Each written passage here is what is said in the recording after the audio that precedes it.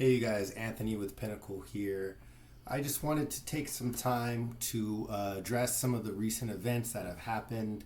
I really didn't want to have to address any of this bullshit, but in the act of being transparent, like I've always been with you guys, and just trying to make sure that I keep my name clear because there's so much false information being spread, I wanted to go ahead and just share all of the information I can with you. All right. So, as you guys know, I had an early adopter program to try and raise money to finish launching Pinnacle, and SOB Army, aka BJ or Bobby, was one of the people that hit me up initially, and I quoted out several projects for him that he ended up flaking on. So he was familiar with the pricing, obviously liked it, and decided that he wanted me to work with him on this legacy/Reading project. So we quoted out the project. He was in full understanding that it needed to have Wi-Fi. He boasted about his, prior network skills and having several certifications, etc., etc. So long story short, he understood that there was prerequisites, Wi-Fi only, it's early adopters. It's not the final hardware, it's not the final software, etc. So his company ended up paying via ACH wire, which there was no credit card fee on that, but it's standard practice on large transactions that you pay a credit card fee if you use your credit card, because otherwise the merchant or the vendor ends up having to eat that 3% fee, which on a large transaction is too much profit for most small businesses to be able to just eat it. So that's standard practice to have a credit card fee listed. But I did advise them that they should go with ACH wire so that there wouldn't be a fee, and that's what they did. So Mango saying that I charged fees, or even BJ, if that's what he's saying, it's completely false, and I have the bank records to show it, as well as the actual invoices that show the discount on each individual item, which their invoices don't show. So I decided to give BJ a chance to be an early adopter despite having flaked out of previous deals, because he seemed eager to support. He seemed like he really, believed in what I was doing. So, like I said, he'd been made aware of the prerequisites that our hardware operates on 2.4 gigahertz network only. And so we went through that whole thing, and they said, hey, we'll have the network up and running and all hardware in place for you to do your configuration and installation when you get here. So I arrived on site. I installed all of my hardware and started setting it up on the outside of the rooms and connecting low voltage so that their guy could go and follow me on the rest of the rooms and copy my low voltage wiring, right? I started adding devices to the network, and that's when I discovered that there was networking issues. Right? I informed their whole team while I continued doing the hardware install, right? And so during that visit, we figured out that they didn't have a proper Wi-Fi network, right? They installed these Ubiquiti access points, but they did not have them set up properly, right? And I have a screenshot here from their IT guy that talks about that, and pardon me if this doesn't look 100% Gucci, but you can see right here from their own IT guy, he says, hey, I'm just trying to do my job. These other guys here, they don't really know what's going on and how to test properly. And, when I got here the first time, none of the ends were properly terminated. This is for Cat 5 and Cat 6 cables, right? The ends were the same color. Every cable had a different color and configuration. They just made them as they went, right? So more from their IT guy, right, about the Ubiquities they set up here. The issue is they're not programmed correctly. You have an internet loop in the building with multiple networks. Ubiquiti requires a cloud key, yada, yada, yada.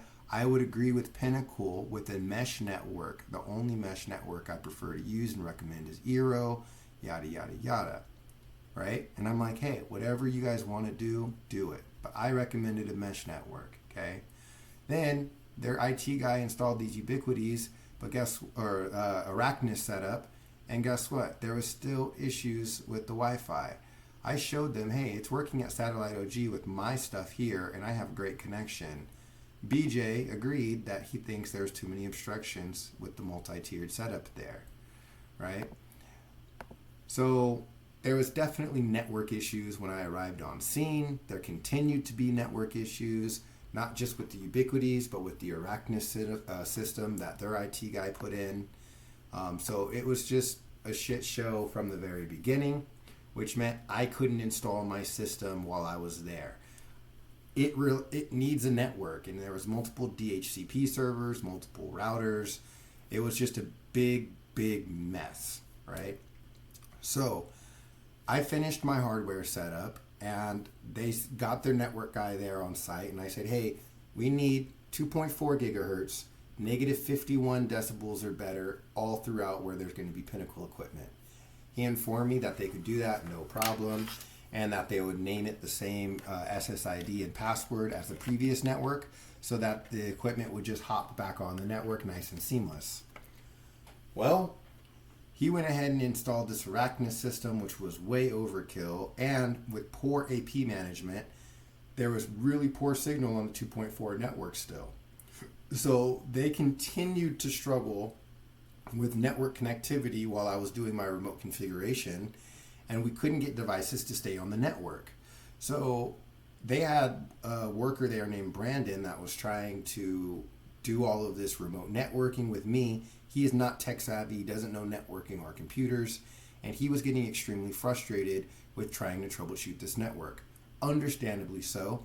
That's not what he gets paid for, it's not what he's trained for. I wasn't paid for it, right? But at least I'm trained for it. So I was trying to help him, but at the end of the day, it's not his job, it's not my job. It was a prerequisite that should have been handled. So these delays, I'm talking weeks going into months, were all because of networking. I told them before I left, you guys could run simple deco access points, but they wanted to pay their IT guy, which took another week and a half, 2 weeks, and then we discovered that wasn't good enough. So we had to put in our own access points, right, which Brandon was doing remotely with my help. But again, he was super frustrated, right? So after several weeks of that, BJ contacted me, said, hey, we're in a rush to put plants in here. Can you please drive up, just do the network and the Pinnacle installation? And I'm like, yeah, but I can't afford to go up there again for free. I had already gone up there twice, right? And he basically said, yeah, come on up. They'll pay for it. No problem. They'll cash you out as soon as you leave and everything is working. And, I have screenshots of that conversation too, right? Where he's like, hey, we'll pay as soon as this gear is working. They're going to cash you out. And I'm like, hey, this would have been working before this, but the network wasn't running, So then I tell him, hey, I'm going to drive up there. And he's like, hey, I'll support it. I just said, hey, make sure you can get me in over the weekend. He wanted me to continue troubleshooting with his network guy, right? He's like, please humor me, blah, blah, blah, blah, blah. And I'm like, no, just give them separate networks for their camera system and my Pinnacle stuff, right?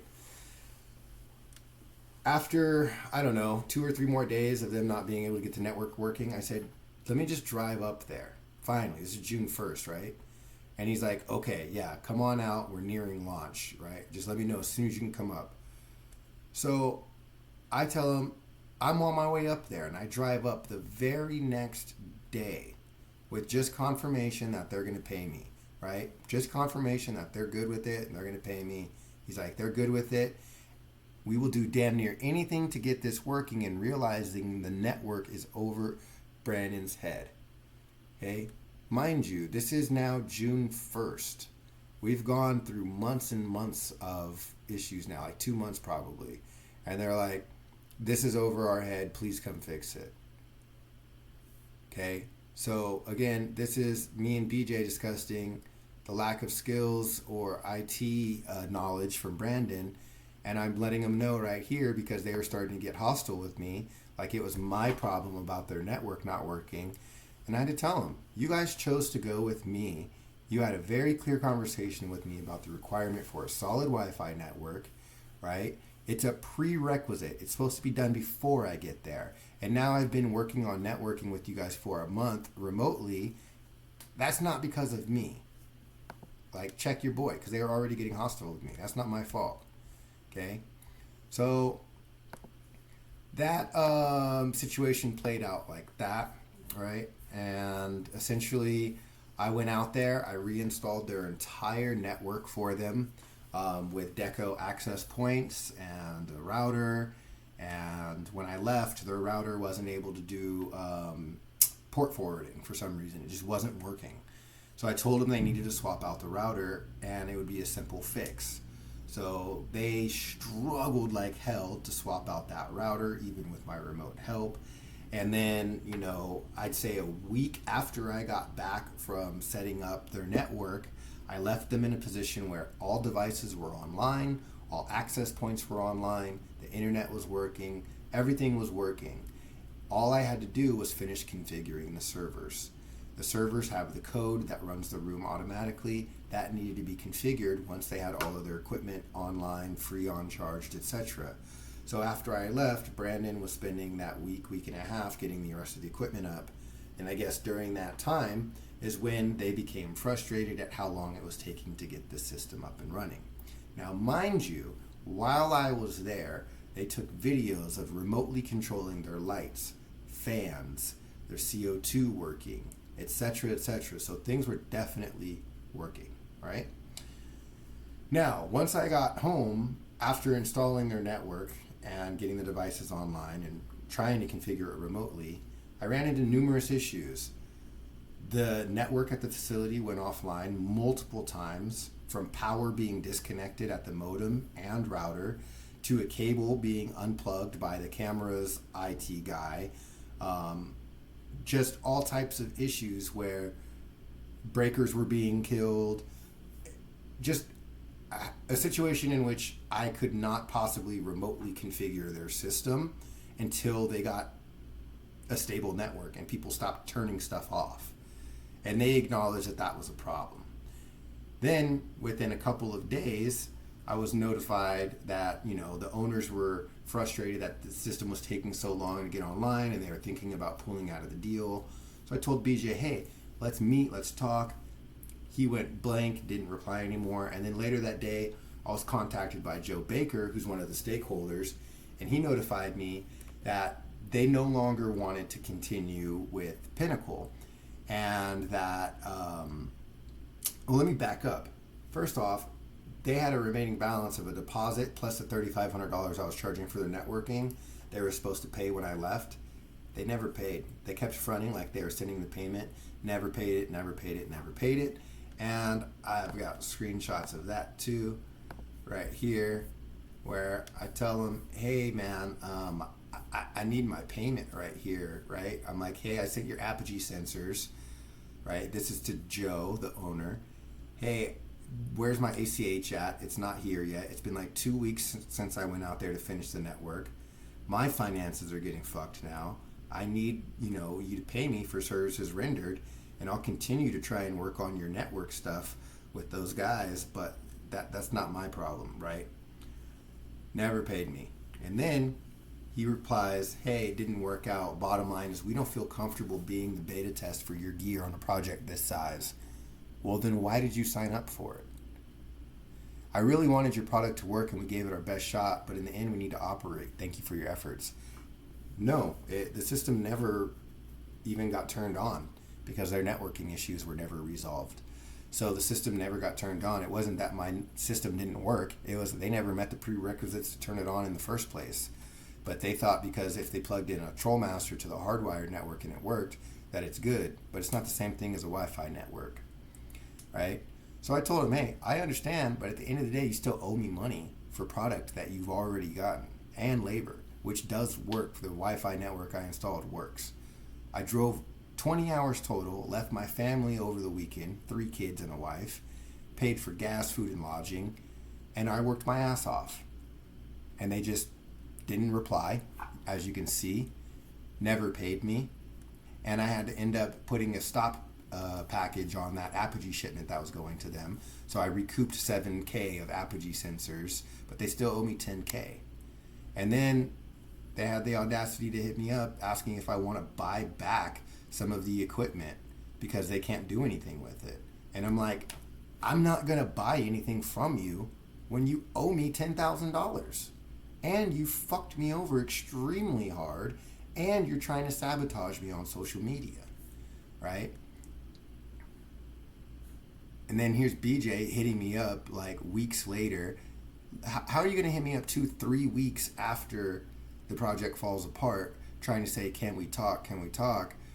But where was your urgency 2 weeks ago? If you were trying to have a real resolution, you would have been trying to solve it right then and there. But no. And here he is acting innocent when I confront him about what Mango's posting. Obviously, he's feeding Mango this, false information and trying to play innocent about it. And then now he comes out with his true colors and he's like, I wish it wasn't like this. I wish you'd let me return the equipment. Like, I'm not going to pay you for equipment when you owe me money on that equipment still, right? It just doesn't make sense. And he's like, I'll gladly accept anything to be fair. We aren't using it, and we're never able to get it working because they never got their network up, right? And then when I tell them, hey, you owe me money, this was a custom order, you can't expect me to have $50,000 set aside to buy it back at your cost when this is a startup company. I'm using these funds to start my company and pay my bills. And if you want me to do something for you, you have to wait until I have another client committed to purchasing those items, and then I could do something. But he didn't want a resolution. He never replied to that. The same way that Joe Baker never replied to my last message. You know what I'm saying? So as far as I'm concerned, there's really nothing that I can do to help them at this point. They fucked themselves over. They tried to screw me and make me look bad. And I just, at this point, I don't know what they expect. Like, how could I help them at this point? I've done literally everything I could. I dropped what I was doing and went out there to fix issues that weren't mine, that were prerequisites, that should have been handled before I got there. I spent countless hours, days, weeks troubleshooting on the phone, over Zoom, and remotely to try and help their non-IT guy fix IT-related issues. And they're over here trying to basically trash my name now. So I have all of these screenshots. I will post them. I'll post this whole kind of transcript I wrote to help keep me on track, right? And I have nothing to hide. I'm fully transparent. And SOG Army, I wish you the best of luck if this is how you treat people that go out of their way to try and help you this much. It's a dog eat dog world out there, but man, karma's a bitch. So I'm sorry for you. Now, as far as Mango is concerned, I've trashed Trollmaster products as a customer long before Pinnacle was even a thought in my head. Okay, and once I started Pinnacle, I ensured that I didn't personally talk shit about Trollmaster from my Pinnacle account, only on my SBNV hash account as a customer.